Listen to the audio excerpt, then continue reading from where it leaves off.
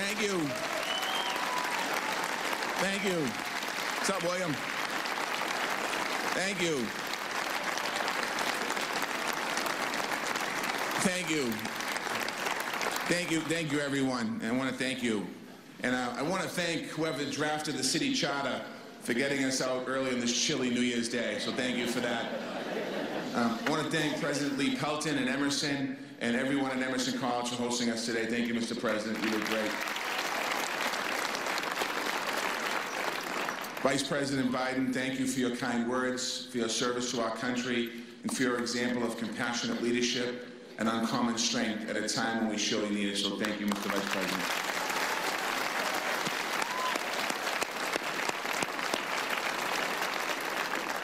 To my family, and there's a lot here, I love you. I love you, Mom. I love you, Laurie. And thank you for always being by my side. I love you, John. And my aunts and uncles. Governor Baker, Speaker DeLeo, Senator Markey, Congressman Capuano, Congressman Lynch, Attorney General Healy, Ambassador Flynn, all the elected officials and appointed officials that are here, good morning, and thank you all for being here with us this morning. To the members of the Boston City Council, especially Councilors Lydia Edwards, Kim Janey, and Ed Flynn, welcome and congratulations to you and your families.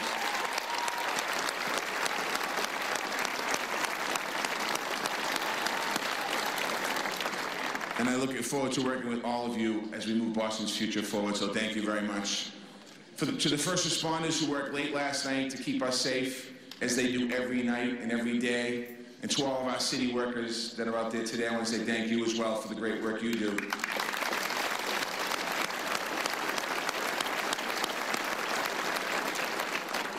And to the people of Boston, the women and men, the children and seniors, the workers in every industry, the small business owners in every neighborhood, the artists and the activists, the clergy and the social workers, the teachers and the students, the veterans who protect us and make us proud. I wish each of you and your families a happy and healthy New Year as we move forward. So thank you.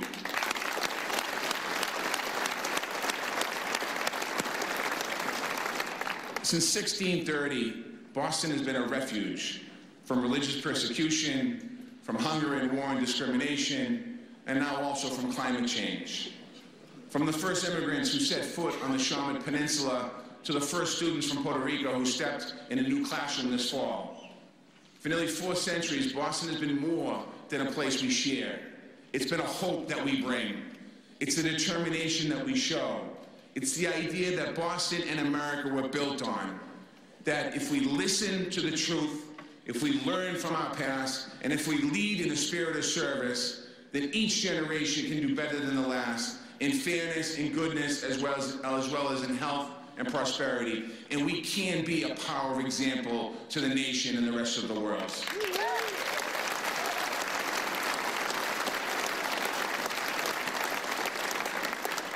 Over the last 4 years, we've dedicated ourselves together to Boston's progress.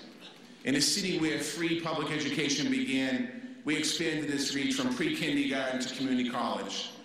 We tackled the housing shortage by building a record number of new homes and new affordable homes. We showed a way forward in police-community relations. Major crime has fallen by 19%, and arrests are down by 23%.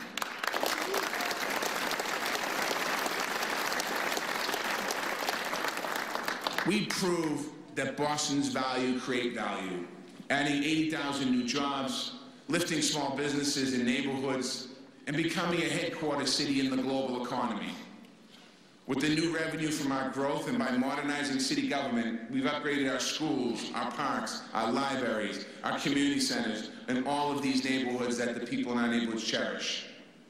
At a time when the national conversation too often turned mean, we recommit ourselves without reservation to feeding the hungry, housing the homeless, confronting racism, and welcoming the immigrant, and we always will.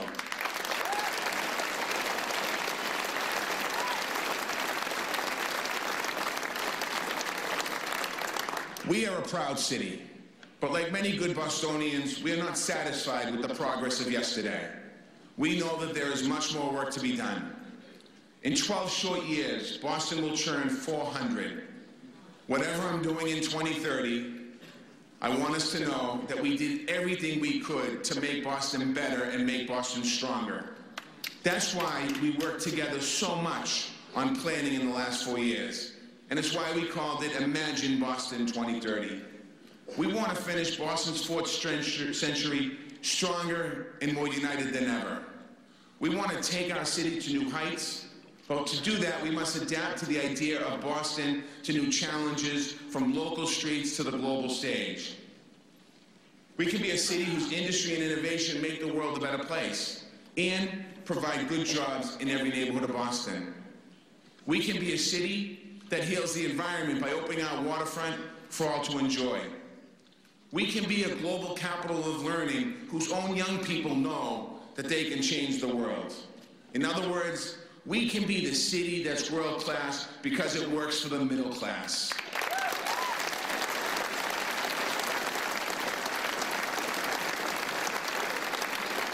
That's what made the idea of Boston a reality for most of us. As you know, my parents came here as immigrants with next to nothing. My father got a job helping to build Boston's growing skyline. He and my mother were able to make a home to raise their 2 sons to dream even bigger dreams. That's the kind of progress a strong middle class provides. Not just security for those who are already comfortable, but opportunity for all those who need it. My greatest concern for our city's future is that we could lose this engine of upward mobility. Nationwide, fewer than half of the workers born in the 1980s are earning as much as their parents did. Something has gone wrong. It's not just globalization and technology. We've faced upheavals before, like depression and war, and we've come out even stronger. Today, instead of coming together to defend our common welfare, we are divided and our middle class is under attack. Progress on health care is getting rolled back.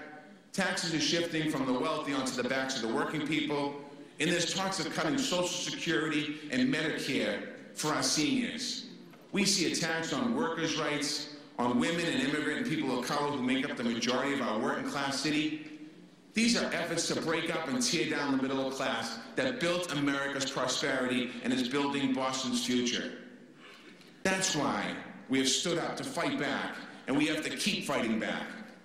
But just as important, we have to show a way forward.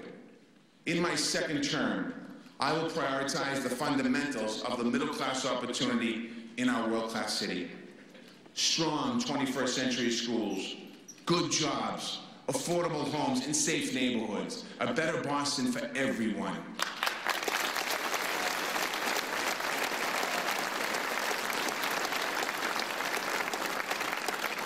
It begins with a guarantee that every child, whatever their starting point, gets the education they need to thrive. This is a promise we must keep together as a community by listening to and working with families, teachers, and principals. That's how we are going to revitalize Boston's aging school infrastructure, through Build BPS, our $1 billion facility program. Our progress so far has shown the range of diverse communities and student needs and 21st century skills that a new building can unlock. We started with a brand new Dearborn STEM Academy in Roxbury. It's Boston's first high school in nearly 23 years.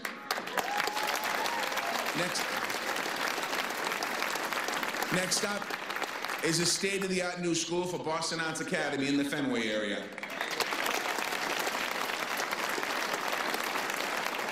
And we are moving forward with a new building for our International Quincy Upper School in Chinatown. And we're going to rebuild the Carter School in the South End, serving students with the most profound special needs. Our plan is to triple their capacity, install a therapeutic pool for this compassionate gem of a school community. And just as important as our new buildings are our innovation, at the David Ellis School in Roxbury, the McKay School in East Boston, the Channing Elementary in Hyde Park, the Condon School in South Boston, the Curley School in Jamaica Plain, and many, many more. So I want to thank all those schools. In the next 4 years, we're going to continue Build PPS by working with school communities towards simpler grade configurations that work better for everyone. We're also going to scale up our new food pilot program that's working at East Boston High School, the Kennedy School, the Bradley School, and East Boston's Early Learning Center, until every single student in our district gets 2 fresh, nutritious meals every single day.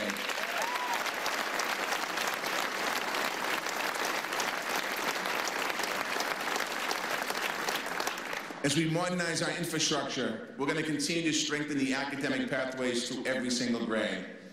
By turning education into opportunity, it goes well beyond the school walls. Our young people need and deserve access to the global network of learning that flows through our city. We'll be calling Boston's world-renowned colleges and universities to help us play a bigger role.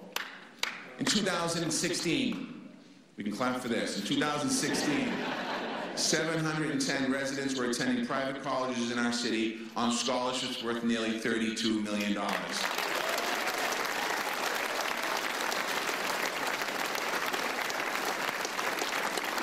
That's a 14% increase from 4 years earlier. And I want to thank all of these institutions, these college universities, but in particular, I want to thank Boston University for enrolling 80 new BPS grads this year alone.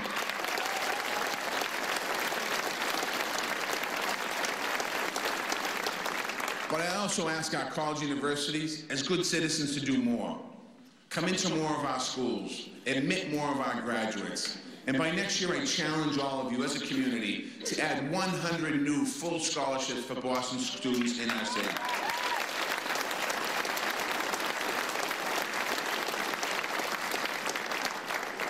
Finally, when leadership from the White House is lacking, our partnership with the State House is more important than ever. Nowhere has that partnership had more of an impact than in our classrooms.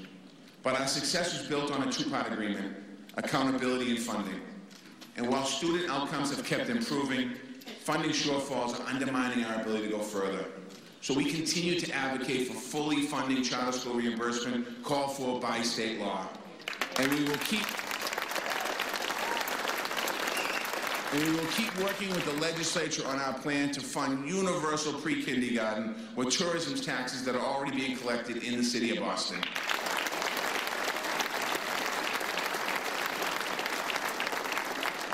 Education has evolved.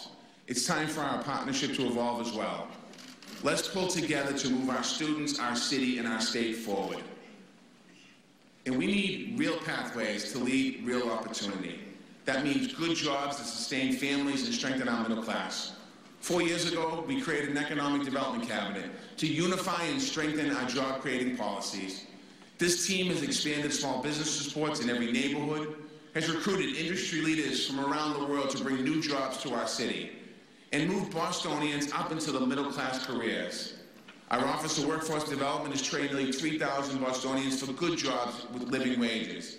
It's empowered thousands more with credit and wealth-building tools. And now we're building a program called City Academy to train and place Boston Public School grads in good city jobs. In the next 4 years, we will go further with a campaign called Boston Hires. We will work with nonprofit partners and private employers towards a new goal: 20,000 low-income Boston residents trained and placed in good jobs by the year 2030. I invite all of our city employers to join this movement and take advantage of this tremendous untapped talent in our neighborhoods.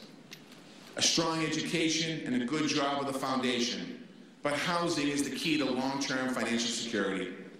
4 years ago, we took on a historic housing shortage that has been driving up costs and driving down savings for far too many families. We set a target of creating 53,000 units of new homes by the year 2030. By improving the development and permitting process, increasing affordable and housing production, and expanding homebuyer supports, we got ahead of pace to meet this goal, and we have seen rents stabilize. Last year alone, we set a new record with over 5,000 new homes and more than 1,000 restricted to low and moderate income families. But our city's population is growing even faster, and a regional housing shortage is adding pressure. Too many families are still being priced out of too many neighborhoods. We are determined to meet this challenge by redoubling our efforts. Recently, I stood with mayors from across the greater Boston to commit to a regional housing plan. By March, we will announce the number of new homes that the region needs. As a leader, this strategy, we will increase our city's targets for low-income homes, moderate-income homes, and senior housing, and overall units. We will meet these goals by following your vision in Imagine Boston 2030. Transit-oriented development, mixed income growth in new neighborhoods, protecting and enhancing our existing communities. We will draw on new resources for the affordable housing from the Community Preservation Act, which you supported. And to serve those in the greatest needs, we'll also invest in public housing like never before. In college enrollment, as college enrollment increases, we will insist on new dorms that leave more neighborhood homes for our people in our communities. With new targets driving us forward, a regional housing plan from our neighbors and help from our neighbors, and the state legislature working on a housing bond, we all recommit to making affordable homes a reality for a strong middle class.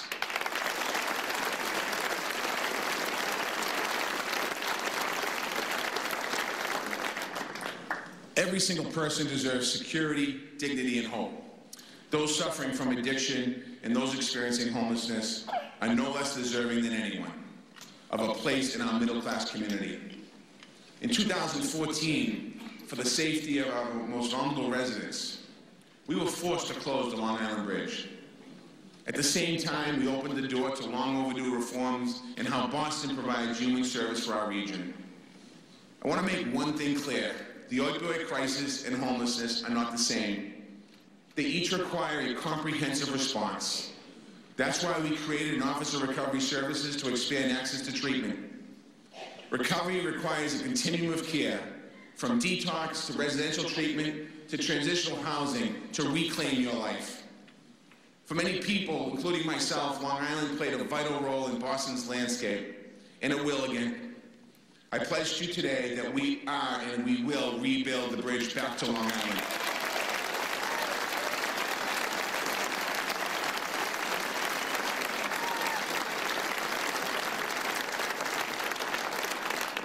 And we will create on Long Island the comprehensive long-term recovery campus that our city and our state needs now more than ever to tackle the opioid crisis.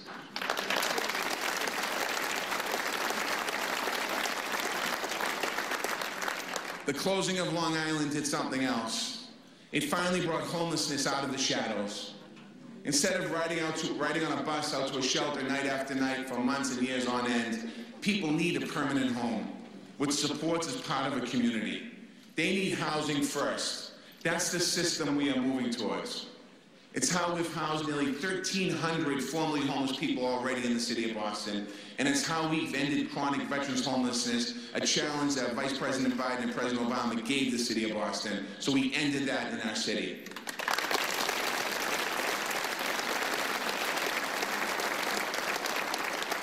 But the need remains great. So today, we embark together on a citywide movement. We launched the Boston Way Homes Fund. Our goal is to raise $10 million privately to create 200 units of permanent supportive housing over the next 4 years.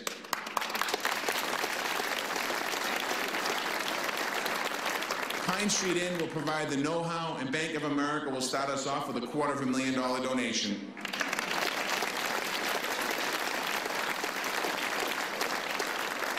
I'd like to thank Ann Finucane and Michal Chamberlain of Bank of America for your leadership. And I invite every organization and individual to join us. And I ask everyone here or watching at home, visit bostonswayhomefund.org and learn how you can help. That's bostonswayhomefund.org. Boston built America's first public school, public park, and public library. We dug the first subway, invented the first telephone, and we ran the first annual marathon, and we won the first World Series.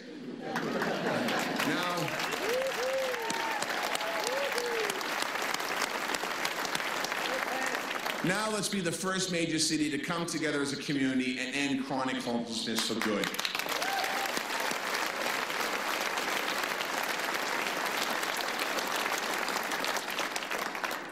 From around the world and across our nation, people look to Boston for hope, for opportunity, for a chance to build a better life.